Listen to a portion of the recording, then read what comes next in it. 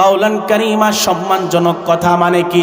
এক নম্বর তাফসীর হলো কাউলান লাইয়িনা, তাদের সাথে নরম আওয়াজে নরম সুরে কথা বলবা। মা বাবার সামনে কোনো ধরনের শক্ত আওয়াজ শক্ত শব্দ কোনোভাবেই ব্যবহার করা যাবে না। দুই নম্বর তাফসীর হলো কাউলান জামিলা, সবচাইতে সুন্দর ভদ্র মার্জিত ভাষায় কথা বলবা। তিন নম্বর তাফসীর হলো ও আহসানু মা তাজিদু মিনাল কাউলি, চিন্তা করে করে কথা বলবা। তোমার যত ভদ্র শব্দ চয়ন আছে, তোমার যত ভদ্র ভাষা আছে, তোমার যত সুন্দর ল্যাঙ্গুয়েজ আছে, বাহিরে জ্ঞানী গুণীদের সাথে যেইগুলো ব্যবহার করো, ও আহসানু মা তাজিদু মিনাল কাউলি।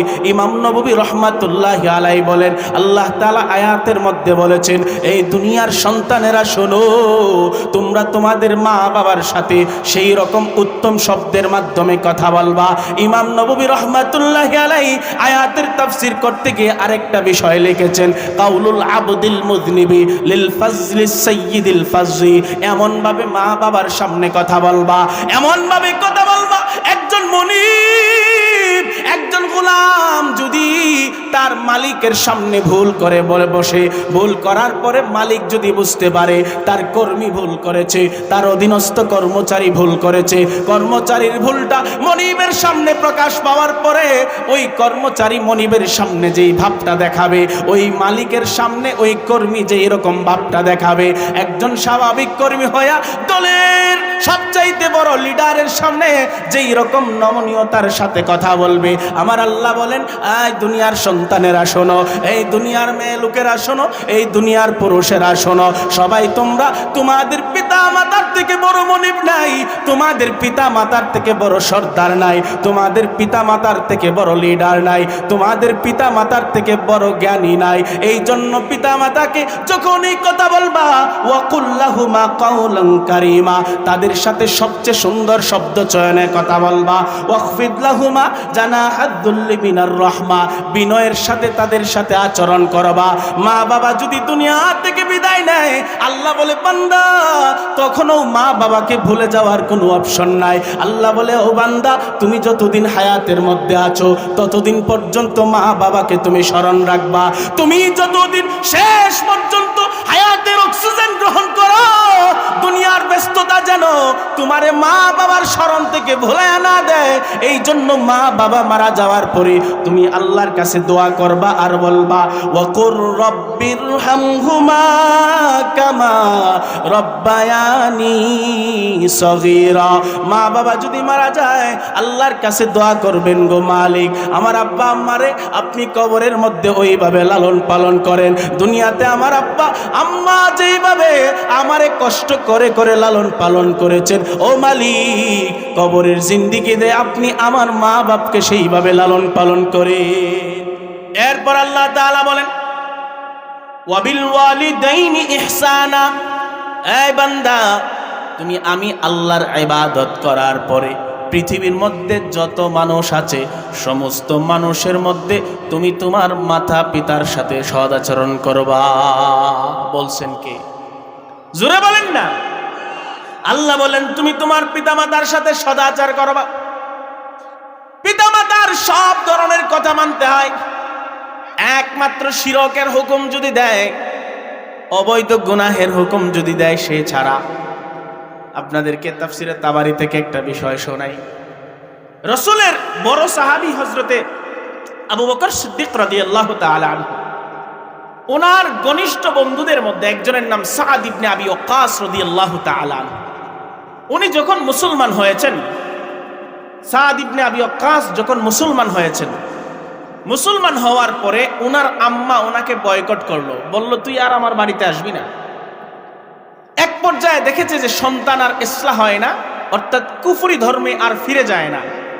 তখন সন্তানকে কড়া মেসেজ দেওয়ার জন্য হুমকি ধমকি হিসাবে তার মা লাত উজ্জার নামে কসম খেয়ে বলে ফেলল যে আজকের পর থেকে আমি খাবার দাবার ছেড়ে দিব, যতক্ষণ পর্যন্ত আমার সন্তান তুমি মুহাম্মদকে অস্বীকার না করবা ততক্ষণ পর্যন্ত আমি আর খাওয়া দাওয়া করব না। মহিলা সাদ ইবনে আবি ওয়াক্কাস রাদিয়াল্লাহু তাআলা আনহু এর মা লাত উজ্জার কসম খেয়ে বলে ফেলেছে, লা আকুলু তুআমান ওয়ালা শারাবান হাত্তা তাকফুরা বিমুহাম্মাদিন সাল্লাল্লাহু আলাইহি ওয়াসাল্লাম। এই সন্তান সাদ, তুমি যতদিন মুহাম্মদকে অস্বীকার না করবা ততদিন পর্যন্ত আমি আর কোনো ধরনের খাবার খাচ্ছি না। একদিন চলে গেছে, 2 দিন 3 দিন চলে গেছে। এমন অবস্থায় মা মুমূর্ষ অবস্থায় মনে হয় মারা যাবে। মা বড় শঙ্কায় ছিল, দেখি সন্তান আসে কিনা। মারা যাওয়ার ভয় তার ভিতরে ঢুকে গেছে। কয়েকজন মানুষকে দিয়া খবর পাঠিয়েছে, যাও যাও আমার কলিজার টুকরা সন্তানকে ডেকে নিয়ে আসো, যাও সাদ ইবনে আবি ওয়াক্কাসকে ডেকে নিয়ে আসো। নিয়ে আসার পরে মা তাকায় রইছে সন্তানের চেহারার দিকে। এই সন্তান, কিছুক্ষণের মধ্যেই মনে হয় আমার প্রাণ পাখিটা উড়ে যাবে, খানা দানা ছেড়ে দিলাম, তুমি কি তবু মুহাম্মদকে অস্বীকার করবা না? তবু কি তুমি ইসলাম ধর্ম ত্যাগ করবা না? হযরতে সাদ ইবনে আবি ওয়াক্কাস ঐতিহাসিক বক্তব্য মায়ের সামনে দিয়েছেন।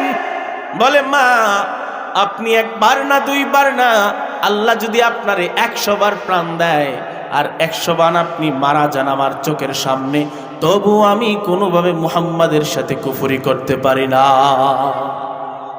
আমি আমার প্রাণের নবী, কলিজার টুকরা নবী মুহাম্মদ আরবিকে কষ্ট দিতে পারি না। আল্লাহ তাআলার কাছে হযরতে সাদ ইবনে আবি ওয়াক্কাসের এই কাহিনীটা বড় ভাল লাগছে। আল্লাহ তাআলা জিবরাইল আমিনকে পাঠায় দিছে, আয় জিবরাইল যাও একটা বিধান নিয়ে যাও আমার দোস্তর কাছে। জিবরাইল আমিন আলাইহিস সালাতু ওয়াস সালাম কোরআনে হাকিমের সূরাতুল আনকাবুতের 8 নম্বর আয়াতটা নিয়ে আসছে। আল্লাহ বলেন, ওয়াসাইনাল ইনসানা বিওয়ালিদাইহি হুসনা ওয়া ইন জাহাদাকা লিতুশরিকা বি মা লাইসা লাকা বিহি ইলমু ফালা তুতি'হুমা। যাও তুমি আয়াত নিয়ে যাও, আজকের পর থেকে পুরা দুনিয়ার আমার গোলামদেরকে জানায় দাও, মা বাবার অনুসরণ করবা, মা বাবাকে মানবা, তাদের সাথে ভদ্র আচরণ করবা। তবে তারা যদি কুফরি করার জন্য বলে, তারা যদি শিরক করার জন্য বলে, তারা যদি আখিরাত অস্বীকার করার জন্য বলে, তারা যদি আল্লাহর নবীকে কষ্ট দেয়, তাহলে সেই ক্ষেত্রে যেন তারা মা বাবার অনুসরণ না করে। ফালা তুতি'হুমা, শিরকের ক্ষেত্রে, অন্যায়ের ক্ষেত্রে মা বাবাকে ফলো করা যাবে। লা তুআতা লিমাখলুকিন ফি মাসিয়াতিল খালিক, নবী আমার বলেন আল্লাহর অবাধ্যতায় কোনো মাখলুকের অনুসরণ করা যাবে না। এই জন্য বাজান সব সময় আপনাকে আমাকে এই বিষয়টা মেনে চলতে হবে, বুঝতে হবে আমাদেরকে। নবীজি সাল্লাল্লাহু আলাইহি ওয়াসাল্লাম এই আয়াত নাজিল হওয়ার পরে নবীজি সাল্লাল্লাহু আলাইহি ওয়াসাল্লাম, ওনার মা বাবা তো জানেন ছোটবেলায় ওনাদেরকে হারিয়েছেন, জানেন না আপনারা? ওনার বাবা তো আগেই চলে গেছে, ওনার মাও ছোটবেলা ইন্তেকাল করেছেন। তবু হাদিসের কিতাবে একটা ওয়াকিয়া পাওয়া যায়। কিতাবের নাম হিদায়াতুর রুয়াত ইলা তাখরিজ আহাদিসিল মাসাবিহি ওয়াল মিশকাত। কিতাবের নাম ইমাম ইবনে হাজার আসকালানী রাহিমাহুল্লাহ লিখেছেন। এই কিতাবের মধ্যে একটা সুন্দর ওয়াকিয়া পাওয়া যায়। মক্কি জীবনের দিকে নবীজি তখন একটা কাজে ব্যস্ত। আল্লামা ইমাম ইবনে হাজার আসকালানী রাহমাতুল্লাহি আলাইহির কিতাব হিদায়াতুর রুয়াত ইলা তাখরিজ আহাদিসিল মাসাবিহি ওয়াল মিশকাত কিতাবের মধ্যে আছে, আমার আপনার নবী রাহমাতুল লিল আলামিনের বড় মাপের সাহাবী আবু তুফাইল রাদিয়াল্লাহু তাআলা, আমার আপনার নবীর সাহাবী আবু তুফাইল, তখনও তিনি মুসলমান হয় নাই, তখনও তিনি ইসলাম ধর্ম গ্রহণ করে নাই। মক্কার জীবনে নবী আমার একদিন একটা কাজে ব্যস্ত ছিলেন। এমন সময় আবু তুফাইল রাদিয়াল্লাহু তাআলা আনহু বলেন, রাআইতুন নাবিয়্যা সাল্লাল্লাহু আলাইহি ওয়াসাল্লাম, আমি আমার নবী রাহমাতুল লিল আলামিনকে দেখলাম, ইয়াকসিমু লাহমান বিল জিরানা, জারানা নামক স্থানের মধ্যে কুরবানি করার পরে আমার আপনার নবী তিনি গোশত বন্টন করছিলেন, বিভিন্ন শ্রেণীর মানুষের মধ্যে পশুর গোশত বন্টন করছিলেন। এমন সময় দেখলাম ইদ আকবালাম রাতিন ইদ আকবালাত ইমরাআতুন, একজন মহিলা নবীর দিকে আসছেন। হাত্তা দানাত ইলাইহা হাত্তা দানাত ইলান নবী সাল্লাল্লাহু আলাইহি ওয়াসাল্লাম, মেয়েটা অল্প অল্প পায়ে ছোট ছোট কদমে আমার নবীর কাছে গিয়ে বসলেন। আমার আপনার নবী মহিলাটার দিকে তাকায়া সাথে সাথে বললেন, উম্মি উম্মি উম্মি, দেখো আমার মা এসেছে, আমার মা এসেছে। আমার আপনার নবী রাহমাতুল লিল আলামিন ঘোষণা দিয়েছে আমার মা আসছে। সাহাবায়ে কেরাম কিংকর্তব্য বিমূঢ় হয়ে গেছে। সবাই তো মধ্যবয়স্কা মহিলাকে চিনে না। নবীর মা আসছে মানে কি? আমার আপনার নবী ফাবাসাতা রিদাআহু, নবী আমার গায়ের চাদরটা খুলে জমিনের মধ্যে বিছায়া দিছে বাজান। বিছায়া দেওয়ার পর ফাজালাসাত আলাইহি, ওই মহিলা ওই চাদরের মধ্যে স্বস্তির সাথে তিনি বসেছেন। একজন ছাত্র উস্তাদের সামনে যেভাবে বসে, আমার আপনার নবী ওনার মায়ের সামনে সেভাবে বসেছেন। লম্বা সময় ধরে মা কেমন যেন নবীকে কি কি নসিহত করেছেন সাহাবীরা শোনে নাই। মহিলা যখন চলে যাচ্ছেন, আমার আপনার নবী রাহমাতুল লিল আলামিন ওনাকে বেশ খানিক জায়গা আগায় দিয়েছে। সাহাবায়ে কেরাম কেউ কেউ ওনাকে চিনতেন, উনি হালিমাতুস সাদিয়া রাদিয়াল্লাহু তাআলা আনহা নবীর দুধমা। কিন্তু আবু তুফাইল তখনও তিনি মুসলমান হয় নাই, তিনি তখনও আমার আপনার নবীর দুধমা হযরতে হালিমাতুস সাদিয়াকে চিনতেন না। তিনি জিজ্ঞাসা করলেন, মান হিয়া, তিনি কে? ক্বালু, সাহাবায়ে কেরাম বলা বলি শুরু করলো, তিনি হলো হিয়া উম্মুহুল্লাতি আরদাআতহুন নাবিয়্যা সাল্লাল্লাহু আলাইহি ওয়াসাল্লাম, তিনি মহিয়সী নারী, ইতিহাসের শ্রেষ্ঠ একজন মহিলা, যিনি আমার আপনার নবী রাহমাতুল লিল আলামিনকে দীর্ঘদিন দুধ পান করিয়েছে। এটাকে বলা হয় বাজান বিল ওয়ালিদাইনি ইহসানা। এই বাজান, আপনি ইহসান করবেন সর্বপ্রথম আপনার মা বাবার সাথে। আমাদের ভদ্র আচরণ, আমাদের সুস্থ সুন্দর আচরণ হয় বাহিরের সাথে, ভিতরে না। মা বাবার সাথে যা তা করি, কিন্তু বাহিরে ভদ্রতা দেখাই লোক আছে না নাই? নাকি আপনাদের এলাকায় নাই? আপনাদের বুঝতে কষ্ট হচ্ছে?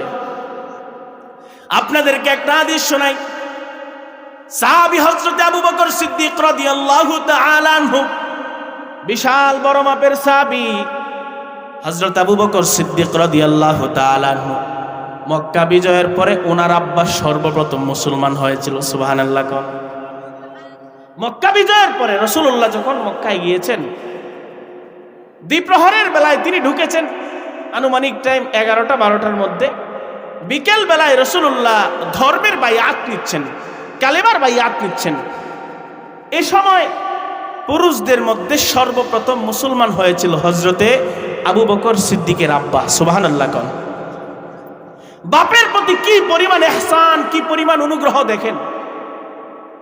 নিজের বাপ এত কষ্ট আবু বকরকে দিয়েছেন, দূর দূর করে তাড়াইয়া দিছে, সম্পদের ভাগ দেয় নাই, কিচ্ছু দেয় নাই, একেবারে রিক্ত হস্তে মক্কা থেকে বের করেছে আবু বকরকে। অথচ সম্পদশালী ক্ষমতাওয়ালা আবু কুহাফা তিনি খুব দাপটি মানুষ ছিলেন। মুসনাদে আহমদ শরীফের হাদিস, মুসনাদে আহমদ শরীফের 12665 নম্বর হাদিস, আমার আপনার নবী রাহমাতুল লিল আলামিন যেই দিন তিনি মক্কা বিজয়ের পরে মক্কা শরীফের মধ্যে ঢুকছে, মক্কার মধ্যে ঢুকার পরে কোন কোন ঐতিহাসিকগণ লিখেছেন, মক্কা বিজয় যখন হয়েছে, নবী আমার মক্কা থেকে বের হওয়ার প্রায় 7 বছর 3 মাস 27 দিন পরে তিনি মক্কায় ঢুকেছেন। সুবহানাল্লাহ।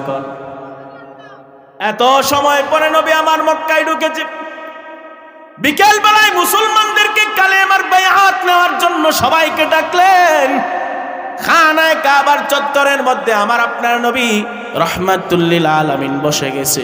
নবী আমার তাকায় দেখে তার প্রিয় সাহাবী, সবচাইতে প্রিয় বন্ধু হযরতে আবু বকর সিদ্দিক রাদিয়াল্লাহু তাআলা আনহু, ওনাকে দেখা যাচ্ছে না। আমার আপনার নবী চুপ করে বসে আছেন। কেন আবু বকর নাই, কোথায় গেল? দীর্ঘ সময় চলে যাওয়ার পর নবী বাইআতের কাজ তখনও শুরু করে নাই। হঠাৎ করে তাকায় দেখে আবু বকর তার পিতার প্রতি কি পরিমাণ ইহসান, পিতার প্রতি কি পরিমাণ অনুগ্রহ আবু বকরের দেখেন। নবী আমার তাকায় দেখে আবু বকর সিদ্দিক রাদিয়াল্লাহু তাআলা আনহু, উনি তার আব্বা আবু কুহাফা, যিনি চোখের আলো চলে গেছে, চোখে দেখতে পেতেন না, বয়স 100+ হয়ে গেছে, এমন একজন বৃদ্ধ বাবাকে আবু বকর সিদ্দিক রাদিয়াল্লাহু তাআলা আনহু ওনাকে সুন্দর করে ধরে ধরে আমার আপনার নবীর সামনে নিয়ে আসছে। আমার আপনার নবী আবু বকরকে লক্ষ্য করে বলে, আবু বকর, হাল্লা তারাকতা শাইখা ফি বাইতিহি, হাল্লা তারাকতা শাইখা ফি বাইতিহি হাত্তা আকুনা আনা ইলাইহি। আবু বকর, তোমার বৃদ্ধ আব্বাকে কেন কষ্ট করে তুমি আনতে গেলা? আমাকে বললে আমি তো যাইতাম, আমি তো তার কাছে কালিমার দাওয়াত নিয়ে যাইতাম, ওনাকে কষ্ট দিয়ে কেন এই জায়গা পর্যন্ত আনলা? আবু বকর আল্লাহর নবীর এই প্রশ্নের জবাবে এমন সুন্দর উত্তর দিয়েছেন। আমার আপনার নবীকে আবু বকর বলে, ইয়া রাসূলুল্লাহ, ইয়া হাবিবাল্লাহ, ও নবী, হুয়া আহাক্কু আন আইয়ামশি ইলাইকা মিন আন তামশি আনতা ইলাইহি। ও নবী, আমার আব্বা বেঈমান কাফের, আমার আব্বার অন্তরে এখনো ঈমানের জ্যোতি ঢুকে নাই, আমার আব্বা এখনো মুসলমান হয় নাই, আমার আব্বা আপনার দিকে বেশি মুখাপেক্ষী, আমার আব্বা মুসলমান হওয়া তার জন্য জরুরি। ও নবী, এই জন্য আমার আব্বাকে আপনার কাছে নিয়ে আসছি, আপনি জানি কখন যান, এই জন্য তাড়াহুড়া করে আমার আব্বাকে আপনার সামনে নিয়ে আসছি। ও নবী, যেহেতু আমার আব্বা এখনো ঈমান আনে নাই, আমার আব্বাকে আপনি একটু নসিহত পেশ করেন। আমার আপনার নবীর সামনে হযরতে আবু বকর সিদ্দিক রাদিয়াল্লাহু তাআলা আনহু এই বক্তব্য দেওয়ার পরে ফাজলাসা বাইনা ইয়াদাইহি শরীফাতাইন, আবু বকর দুই হাত ধরে তার পিতা হযরতে আবু কুহাফা রাদিয়াল্লাহু তাআলা আনহুকে আল্লাহর নবীর দুই হাতের সামনে বসায়া দিছে। আমার আপনার নবী বড় মায়ার নজরে আবু বকরের পিতা আবু কুহাফার দিকে তাকাইছে। তাকানোর পরে আমার নবী ফামাসাহা সাদরাহু, নবীর ডান হাত দ্বারা শীতল হাতের ছোঁয়া আবু বকর সিদ্দিক রাদিয়াল্লাহু তাআলা আনহুর আব্বার বুকের মধ্যে নবীজি এইরকম হাতটা কয়েকবার মালিশ করেছে।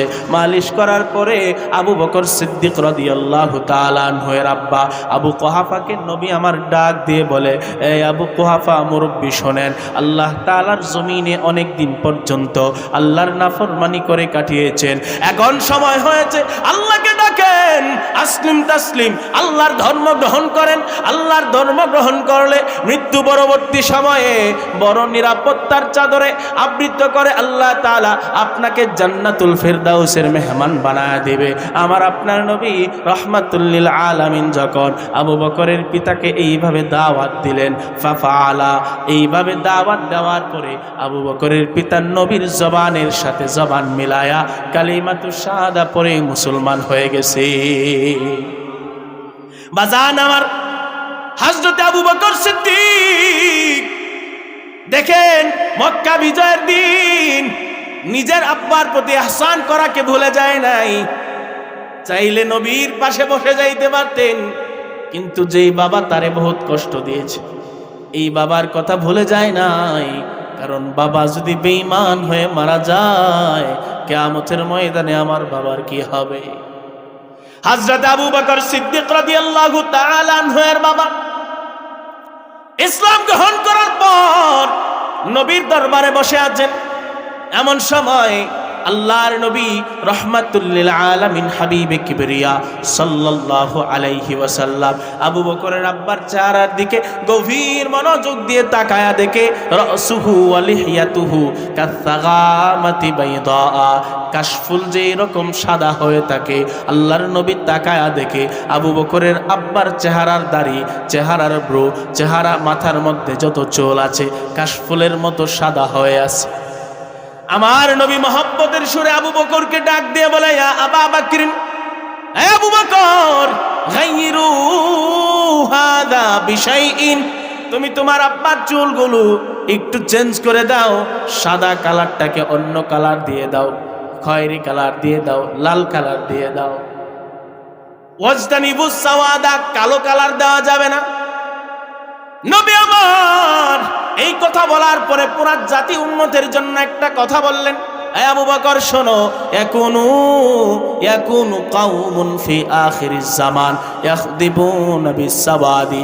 আমার আপনার নবী বলেন, কিয়ামতের আগে আমার উম্মতের মধ্যে এমন কিছু মানুষ হবে, দাড়ি পেকে গেছে, মানুষকে সাদা দাড়ি ঢাকার জন্য কালো রং করবে, সাদা দাড়ি ডেকে কালো রং করে বয়স কম বোঝানোর চেষ্টা করবে। আমার আপনার নবী বলেন, লা ইয়ারিহুনা রায়াতাল জান্নাহ, এই ধোঁকাবাজি করার কারণে, বয়স লুকানোর কারণে ওই ব্যক্তি জান্নাতে যাবে দূরের কথা, জান্নাতের ঘ্রাণ পর্যন্ত পাবে না। আমার আপনার নবী রাহমাতুল লিল আলামিন হাবিবে কিবরিয়া মুহাম্মদুর রাসূলুল্লাহ সাল্লাল্লাহু আলাইহি ওয়াসাল্লাম আবু বকরের পিতাকে ইসলামের দাওয়াত দেওয়ার পরে তিনি মুসলমান হয়েছেন। বাজার আমার, আল্লাহ যে বলেছেন ওয়াবিল ওয়ালিদাইনি ইহসানা, মা বাবার প্রতি তুমি সদাচার করবা। মা বাবার প্রতি যদি সদাচার করতে পারেন, আল্লাহ তাআলা আপনাকে সাহাবী বানাবেন না, কারণ নবী দুনিয়াতে নাই। তবে যদি পিতা মাতার প্রতি সদাচার করতে পারেন, আল্লাহ এই যুগে আপনাকে ওলিয়া উলিয়ার মর্যাদায় ভূষিত করবেন। সুবহানাল্লাহ। আল্লাহর ওলি হতে চান, ওয়াবিল ওয়ালিদাইনি ইহসানা, মা বাবার হক আদায় করেন, তাদের প্রতি ইহসান করেন, তাদের সাথে সদাচার করেন। সাহাবীর নাম ওয়াইস আল কারনী রাদিয়াল্লাহু তাআলা। তিনি সাহাবী হন নাই, তবে সাহাবীদের দেখা পেয়েছেন। মুসলিম শরীফের হাদিস 2542 নম্বর হাদিস। আমার আপনার নবীর সাহাবী হযরতে ওমর এবং হযরতে আলীকে নবী বলছিল, ওয়াইস আল কারনীরে খুঁজবা। সুবহানাল্লাহ। কি বুঝলেন? একজন তাবেঈ, তিনি সাহাবী না, বড় দুই সাহাবীকে রাসূলুল্লাহ দায়িত্ব দিয়েছেন, তার কাছে যাবা, তারে খুঁজবা, খুঁজা তার কাছে আল্লাহর কাছে বলবা উম্মতের জন্য যেন মাফ চায়। সুবহানাল্লাহ। নবী আমার বলেন, ইন্না খায়রাত তাবিঈনা, আমার পুরা গোটা উম্মতের মধ্যে একজন শ্রেষ্ঠ আল্লাহর ওলি আছে। রাজুলুন ইকালু লাহু ওয়াইসুন, যার নাম ওয়াইস আল কারনী। নবী আমার বলেন, ওয়াবিয়াদিহি বায়াদুন, সে একটু রোগা, তার হাতের মধ্যে কুষ্ঠরোগ হয়েছিল। কুষ্ঠরোগের কারণে সমাজ তারে গ্রহণ করে নাই, কিন্তু আল্লাহর কাছে কত বড় দামি হয়ে গেছে। কেন দামি হয়েছে? নবীর সাহাবী হওয়ার কারণে তিনি দামি হয় নাই। নবী আমার নিজেই বলেন, ওয়ালাহু ওয়ালিদা লাহা বাররুন, নবী আমার বলেন তিনি তার মায়ের খেদমত বেশি বেশি করতেন। সুবহানাল্লাহ। মায়ের খেদমত করার কারণে ওয়াইস আল কারনী দামি হয়ে গেছে। কেমন দামি হয়েছে দেখেন। আমার আপনার নবী রাহমাতুল লিল আলামিন বলেন, ওয়াইস আল কারনীর এত দাম আল্লাহর কাছে, লাউ আকসামা লা আবাররাহুল্লাহু, ওয়াইস আল কারনী যদি কোনো ব্যাপারে কসম খেয়ে বলতেন, আল্লাহ তাআলা সেইটাকে সাথে সাথে পূরণ করে দিতেন। সুবহানাল্লাহ। আপনি আমি কত কিছু দোয়া করি, আল্লাহ কি সাথে সাথে দিয়ে দেয়? ওয়াইস আল কারনী মুস্তাজাবুদ দাওয়া ছিলেন। আল্লাহর ওলি হওয়ার জন্য আলেম হওয়া শর্ত না। আল্লাহর ওলি হওয়ার জন্য আলেম হওয়া শর্ত না, দিনই পর্যাপ্ত জ্ঞান থাকলেই হলো। একজন আলেম, যারা ভালো আলেম, তারা তো অনেক বিষয়ে মাহারত রাখেন। আপনি দিনের প্রাথমিক জ্ঞান অর্জন করেন, মা বাপের খেদমত করেন, দিনের চর্চা করেন, আল্লাহ তাআলা আপনাকে ওই রকম অলিত্ব দিবে। সুবহানাল্লাহ। এরপর আল্লাহ তাআলা আয়াতের মধ্যে বলেন, তোমরা সবাই আমি আল্লাহর গোলামি করবা। এরপর বলেন, ওয়াবিল ওয়ালিদাইনি ইহসানা, তোমরা মা বাবার সাথে সদাচার করবা।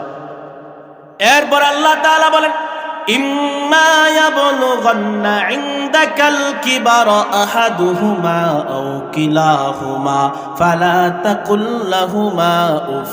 আল্লাহ তাআলা বলে, তোমাদের পিতা মাতার মধ্যে কেউ যদি একজন বৃদ্ধ হয়ে যায় অথবা উভয়জন বৃদ্ধ হয়ে যায়, তাদের সামনে বিরক্ত হয়ে তুমি উফ শব্দটা বলবা না। তাদের সামনে বিরক্ত হইয়া উফ বলবা না। এখানে আমরা অনেকে উল্টা বুঝি, মা বাপ মনে হয় উফ বলবে, এমন না বিষয়টা। আপনি আপনার আব্বা আম্মার কোনো কর্মকাণ্ডে বিরক্ত হয়ে বলবেন না। আয়াতের ব্যাখ্যা ইমাম নববী রাহমাতুল্লাহি আলাইহি তাফসীর ইবনে কাসীরের মধ্যে লিখেছেন, ফালা তুআফফিফু মিন শাইইন তারাহু মিন আহাদিহিমা আও কিলাহুমা মিম্মা ইয়াতাআযযা বিহিন নাসু ওয়ালাকিন ইসবির আলাইকুমা কামা সাবারা আলাইকা ফি সিগারি। ইমাম নববী বলেন, তোমার আব্বা আম্মা এমন কোনো আচরণ যদি করে ফেলে যেই আচরণটা করার কারণে অন্য মানুষ দেখলে বিরক্ত হয়, অন্য মানুষগুলো বিরক্ত হতে পারে, তারা উফ বলতে পারে, কোনো সমস্যা নাই, কিন্তু অন্য মানুষের সাথে তুমি সন্তান হইয়া উফ বলতে পারবা না। সুবহানাল্লাহ। বুঝেন মা বাবার অবস্থানটা কত উপরে, আর আপনি আমি কি করতেছি, কাহিনী কি আমাদের তো অর্জন নাই। পিতামাতার সাথে আমরা সবচেয়ে বেশি দুর্ব্যবহার করি, বৃদ্ধ মা বাবাকে গণেই না, আমরা প্রয়োজনেই মনে করি। তবে যাদের মা বাবা নাই তারা বোঝে এটা কি বড় নিয়ামত না। এরপর আল্লাহ তাআলা হাদিসের আয়াতের মধ্যে বলেন, ওয়ালা তানহারহুমা, এই দুনিয়ার মানুষ, তোমরা তোমাদের মা বাবাকে ধমক দিবা না। কি দিবেন না? অনেকেই ধমক দেয়, লোক আছে না নেই? আল্লাহ বলেন, ওয়ালা তানহারহুমা, তোমরা তোমাদের মা বাবাকে ধমক দিবা না। মা বাবাকে ধমক দিবেন তো দূরের কথা, একজন ভিক্ষুক যদি আপনার কাছে হাত পেতে যায়, আপনার কাছে কিছু চেয়ে বসে, আল্লাহ বলেন, ও আম্মা সাইলা ফালা তানহার, ভিক্ষুককে পর্যন্ত তুমি ধমক দিতে পারবা না, মা বাবাকে ধমক দিবেন এটা তো আরো দূরের কথা, ঠিক কিনা? আসমানওয়ালা নসিহত করে বলে, এই বান্দা গুলাম, ফালা তানহারহুমা ওয়ালা তানহারহুমা, তুমি তোমার পিতামাতাকে ধমক দিবা না। যদি ধমক দাও, মনে রাখবেন আপনার আখিরাত বরবাদ। কিতাবের মধ্যে আসছে, আমার আপনার নবী রাহমাতুল লিল আলামিনের এক বড় মাপের সাহাবী নবীজির কাছে বিচার নিয়ে গেছে। মুসলিম শরীফের হাদিস। মানে ওনার আব্বা সব সময় ওনার কাছে টাকা চায়, মুরব্বী হয়ে গেছে, এই টাকা দাও, এই করবো সেই করবো। উনি টাকা দিতে দিতে বিরক্ত হয়ে গেছে। আমাদের মধ্যে এমন মুরব্বীরা আছে না যে ঘন ঘন সন্তানের কাছে টাকা চায়, বিরক্ত হয়ে গেছে। আল্লাহর নবীর এই সাহাবী নবীর কাছে গিয়ে বলে, ইয়া রাসূলুল্লাহ, ইন্না আবি ইজতাহা মালি, নবী আমার আব্বা আমার কাছে বেশি বেশি টাকা চায়, আমার মাল চায়, আমার ভাল লাগতেছে না, উনি এত চায় কেন, এত কি দেওয়া লাগবে নাকি? আমার নবী চাইলে তার উত্তর দিয়ে বুঝায় দিতে পারতেন, কিন্তু নবী বললেন, না, এখন তোমার উত্তর দেব না, যাও যাও যাও, আগে তোমার আব্বারে গিয়া নিয়ে আসো। সুবহানাল্লাহ কোন, আগে তোমার আব্বারে গিয়ে নিয়ে আসো, তোমার আব্বার সামনে প্রশ্নের উত্তরটা দিব। আসলে তোমার আব্বা যে তোমার কাছে মাল চাইতেছে, এটা আসলে কাহিনী কি, উনি চাওয়ার অধিকার রাখে কিনা, তোমার আব্বারে নিয়ে আসো, পরে কমু। আমরাও তো মুরব্বীরা অনেক সময় এরকম বিচার করি না, যে আগে মুরব্বী নিয়ে আসো, যাও। লোকটা বোঝা সমঝা বাপের সাথে বাপকে নবীর দরবারে নিয়ে গেছে বাজান। নিয়ে যাওয়ার পরে আমার আপনার নবী ওই সাহাবীর হাতটা ধইরা বলে, সাহাবীরে শোনো, আনতা ওয়া মালুকা লি আবিকা, তুমি আর তোমার মাল সম্পদ সব তোমার আব্বা, তুমি আর তোমার মাল সম্পদ সব তোমার আব্বা, সব তোমার আব্বা। এখন তোমার আব্বা তোমার কাছে চাইলে তুমি যদি বিরক্ত হও, ঝামেলা আছে না নাই? এই জন্য বাজার পিতা মাতাকে ধমক দেওয়া যাবে না, বিরক্ত হয়ে আপনি উফ পর্যন্ত বলতে পারবেন না, এই অধিকার আল্লাহ আপনাকে দেয় নাই। আপনার খারাপ লাগতেছে, আপনি চুপ করে এখান থেকে সরে যান না। ধমক দেওয়া যাবে কি বলেন? যুবক ভাইরা, ধমক দেওয়া যাবে? এরপর আল্লাহ তাআলা বলেন আচরণবিধি তাদের সাথে কেমন হবে। আসমানওয়ালা কোরআনে হাকিমের মধ্যে বলেন, وَقُلْ لَهُمَا قَوْلًا كَرِيمًا, আল্লাহ তাআলা বলে, ও দুনিয়ার বান্দারা, তুমি তোমার পিতা মাতার সাথে কেমনে কথা বলবা? আল্লাহ তাআলা বলেন, ওয়াকুল্লাহুমা কাওলান কারীমা, তাদের সাথে নরম সুরে কথা বলবা। এই আয়াতের ব্যাখ্যায় ইমাম নববী রাহমাতুল্লাহি আলাইহি তাফসীর ইবনে কাসিরের মধ্যে একাধিক তাফসীর করেছেন। কাওলান কারীমা সম্মানজনক কথা মানে কি? এক নম্বর তাফসীর হলো কাওলান লাইয়িনা, তাদের সাথে নরম আওয়াজে নরম সুরে কথা বলবা। মা বাবার সামনে কোনো ধরনের শক্ত আওয়াজ, শক্ত শব্দ কোনোভাবেই ব্যবহার করা যাবে না। দুই নম্বর তাফসীর হলো কাওলান জামিলা, সবচাইতে সুন্দর ভদ্র মার্জিত ভাষায় কথা বলবা। তিন নম্বর তাফসীর হলো ও আহসানু মা তাজিদু মিনাল কাউলি, চিন্তা করে করে কথা বলবা। তোমার যত ভদ্র শব্দ চয়ন আছে, তোমার যত ভদ্র ভাষা আছে, তোমার যত সুন্দর ল্যাঙ্গুয়েজ আছে, বাহিরে জ্ঞানী গুণীদের সাথে যেইগুলো ব্যবহার করো, ও আহসানু মা তাজিদু মিনাল কাউলি। ইমাম নববী রাহমাতুল্লাহি আলাইহি বলেন, আল্লাহ তাআলা আয়াতের মধ্যে বলেছেন, এই দুনিয়ার সন্তানেরা শোনো, তোমরা তোমাদের মা বাবার সাথে সেই রকম উত্তম শব্দের মাধ্যমে কথা বলবা। ইমাম নববী রাহমাতুল্লাহি আলাইহি আয়াতের তাফসীর করতে গিয়ে আরেকটা বিষয় লিখেছেন, কাউলুল আবদিল মুযনিবি লিল ফাজলিস সাইয়্যিদিল ফাজলি, এমন ভাবে মা বাবার সামনে কথা বলবা, এমন ভাবে কথা বলবা, একজন মুনিব, একজন গোলাম যদি তার মালিকের সামনে ভুল করে বসে, ভুল করার পরে মালিক যদি বুঝতে পারে তার কর্মী ভুল করেছে, তার অধীনস্থ কর্মচারী ভুল করেছে, কর্মচারীর ভুলটা মনিবের সামনে প্রকাশ পাওয়ার পরে ওই কর্মচারী মনিবের সামনে যেই ভাবটা দেখাবে, ওই মালিকের সামনে ওই কর্মী যেই রকম ভাবটা দেখাবে, একজন স্বাভাবিক কর্মী হইয়া দলের সবচাইতে বড় লিডারের সামনে যেই রকম নমনীয়তার সাথে কথা বলবে। আমার আল্লাহ বলেন, আয় দুনিয়ার সন্তানেরা শোনো, এই দুনিয়ার মেয়ে লোকেরা শোনো, এই দুনিয়ার পুরুষেরা শোনো, সবাই তোমরা তোমাদের পিতা মাতার থেকে বড় মনিব নাই, তোমাদের পিতা মাতার থেকে বড় সর্দার নাই, তোমাদের পিতা মাতার থেকে বড় লিডার নাই, তোমাদের পিতা মাতার থেকে বড় জ্ঞানী নাই। এই জন্য পিতা মাতাকে যখন এই কথা বলবা, ওয়াকুল্লাহুমা কাওলান কারীমা, তাদের সাথে সবচেয়ে সুন্দর শব্দ চয়নে কথা বলবা। ওয়াখফিদ লাহুমা জানাহাদ যুল্লি মিনার রাহমা, বিনয়ের সাথে তাদের সাথে আচরণ করবা। মা বাবা যদি দুনিয়া থেকে বিদায় নেয়, আল্লাহ বলে বান্দা তখনও মা বাবাকে ভুলে যাওয়ার কোনো অপশন নাই। আল্লাহ বলে, ও বান্দা তুমি যতদিন হায়াতের মধ্যে আছো ততদিন পর্যন্ত মা বাবাকে তুমি স্মরণ রাখবা। তুমি যতদিন শেষ পর্যন্ত হায়াতের অক্সিজেন গ্রহণ করো, দুনিয়ার ব্যস্ততা যেন তোমারে মা বাবার স্মরণ থেকে ভুলে না দেয়। এই জন্য মা বাবা মারা যাওয়ার পরে তুমি আল্লাহর কাছে দোয়া করবা আর বলবা, ওয়াকুর রব্বিরহামহুমা কামা রব্বায়ানি সগীরা। মা বাবা যদি মারা যায় আল্লাহর কাছে দোয়া করবেন, গো মালিক আমার আব্বা আম্মারে আপনি কবরের মধ্যে ওইভাবে লালন পালন করেন, দুনিয়াতে আমার আব্বা আম্মা যেইভাবে আমারে কষ্ট করে করে লালন পালন করেছেন, ও মালিক কবরের জিন্দেগিতে আপনি আমার মা বাপকে সেইভাবে লালন পালন করেন। করা যাবে তো ইনশাআল্লাহ? জোরে বলেন না ইনশাআল্লাহ?